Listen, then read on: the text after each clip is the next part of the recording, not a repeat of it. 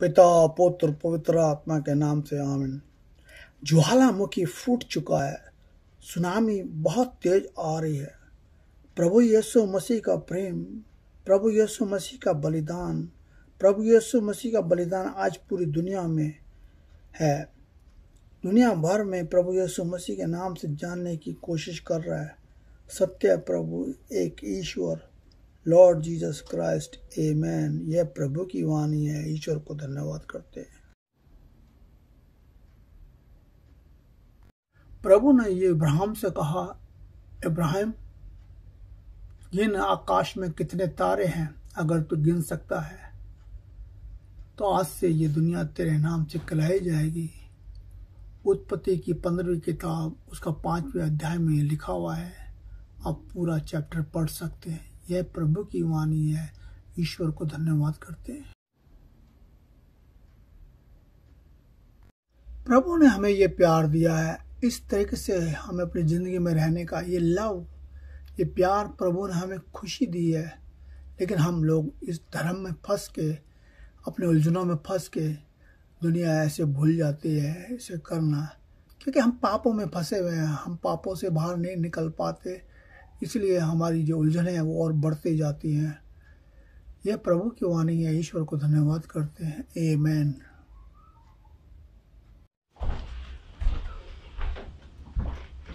एक छोटी सी प्रार्थना आप मेरे संग बोलोगे।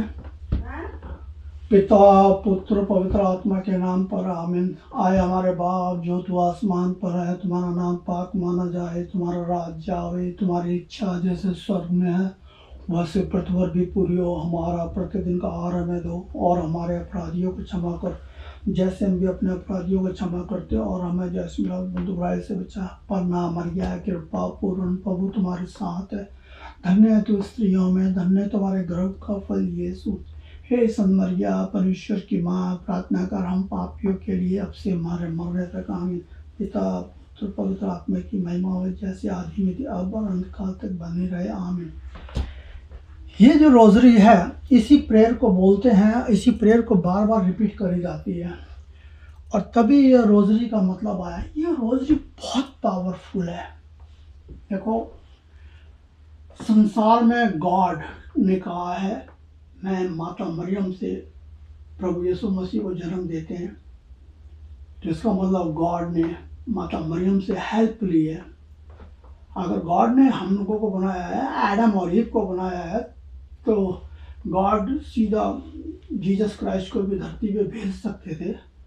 लेकिन उन्होंने माता मरियम से जन्म लेकर जो हम लोगों को नई जिंदगी देने की कोशिश करी, उसको समझना है, ना कि हम बाइबल उठा के और फिर पढ़े और बाइबल के अंदर हम पुरानी हिस्ट्री चले। आज से नया नियम शुरू हो गया, नई रोशनी शुरू हो गई है संसार के लिए, पूरे वर्ल्ड के लिए, ताकि प्रभु में विश्वास करो।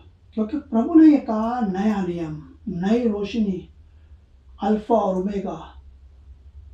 अल्फा भी वो फर्स्ट जीसस थे, और एंड भी जीसस ही होंगे। तो गॉड का तो कोई वो नहीं है। गॉड को तो हमने पहले बोलते थे यहोवा, तो यहोवा जूस लोगों में बोला गया यहोवा, क्योंकि उस टाइम पे इतना नॉलेज नहीं था, ज्ञान नहीं था, तो वैसे ही लोगों ने यहोवा बोला, तो यहोवा चला आ रहा था। और ओल्ड टेस्टमेंट में यहोवा का हिसाब किताब ज़्यादा चला। और उसके बाद जैसे जैसे लैंग्वेज बदलती गई इंसान की, इंग्लिश बढ़ गई, हिंदी हो गई, उर्दू हो गई, मलयालम हो गई, पंजाबी हो गई, तो उसी तरीके से हमारे परमात्मा के संग वर्ड भी चेंज हो गए।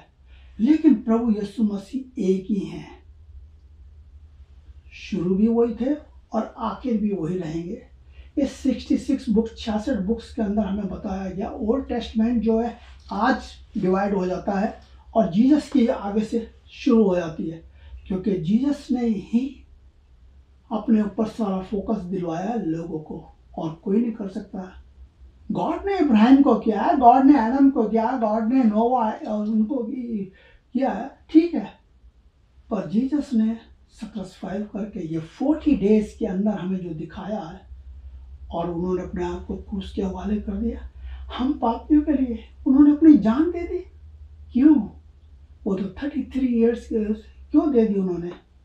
क्योंकि उन्हें हमसे प्यार था।